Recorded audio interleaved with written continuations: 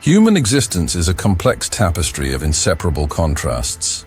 Darkness and light, beginning and end, joy and sorrow, virtue and sin. And the regrettable truth is that we can never be fully certain which will dominate. Will virtue defeat sin, or will happiness overcome pain? It's a mystery, for life is a field of struggle. It has always been so and will continue to be. In this struggle, our strongest helper and our deadliest rival are ourselves.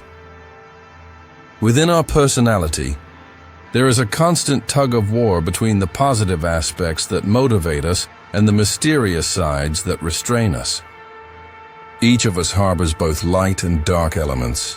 Which one will claim victory depends entirely on the conflict within our inner world. Unfortunately, many individuals lose this conflict right from the outset.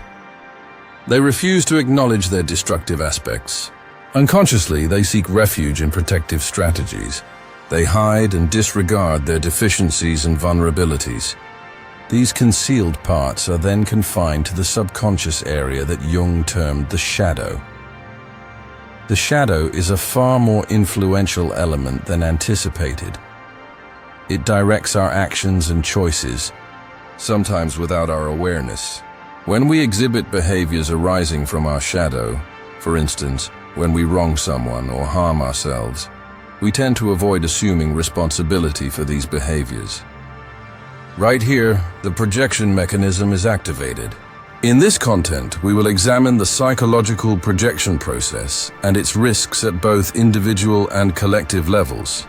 Projection is reflecting a character trait from our subconscious onto another person or a community. Positive or negative qualities can be projected, but we generally lean toward the negative ones. According to Freud, this is a protection method that individuals employ to escape the anxiety stemming from confronting their own errors. On the other hand, Jung evaluates projection not just as an inevitable phenomenon, but also as a mandatory step for personal growth. To him, projection is one of the key methods for discovering the hidden darkness in the subconscious. The correct attitude is to identify the projected feature, embrace that it is internal rather than externally sourced, and incorporate this dark piece into awareness. Only through this can we reckon with the errors we've assigned to others and redirect them positively. Undoubtedly, this process is not simple. It demands bravery, for no one desires to confront their vulnerabilities. However, this reckoning is the fundamental condition of existence. Otherwise, the shadow expands and its power increases. According to Jung, someone obsessively pursuing flawlessness unwittingly deepens and makes their shadow more harmful. People fail to notice this. In their pursuit of flawlessness, they suddenly find themselves in incomprehensible dark scenarios. Instead of accounting for these scenarios, they either deny them or shift the blame to others.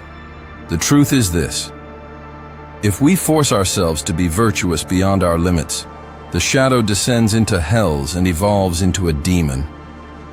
If we exaggerate projection to conceal our shadow and consider ourselves excessively perfect, we will be in a lifelong search for a victim. Sometimes this is a friend or a family member, yet this approach usually devastates that bond in an irreparable way. Even if the victim vanishes, the issues persist. Some at this stage turn inward and show the courage to accept the aspects they've denied for years. However, the majority pursues a new victim. At this stage, the target shifts from single persons to communities. Racial origins, ideological tendencies, societal layers, any kind of separation can become a victim. This is how collective projection is born. We select a distant focus that we can accuse without endangering our close circles. Since our interaction with these communities is limited, we never grasp their true nature. We continue to perceive them through the terrifying images we've fabricated in our minds. Jung points out that even the most intense projection relies on at least a small piece of reality. So, the opposing side may not be entirely blameless, but we use their minor shortcoming as an excuse to dump all our darkness onto them. At this phase, oppression, aggression, and even massacres can be perceived as logical steps. Moreover, those holding power can trigger this projection through propaganda and guidance. In this manner, they divert attention from their own wrongs. Therefore, as Solzhenitsyn expressed, the boundary dividing virtue and sin passes through every individual's heart. Discovering our shadow and merging it with awareness is more critical than ever before. If we fail to achieve this, we don't just incur damage at a personal level. We also lay the groundwork for social tensions. Jung emphasizes that if collective projection spreads, conflict becomes inevitable. For according to him, civilization's greatest risk lies not in the tools we possess, but in our deficiency in understanding ourselves.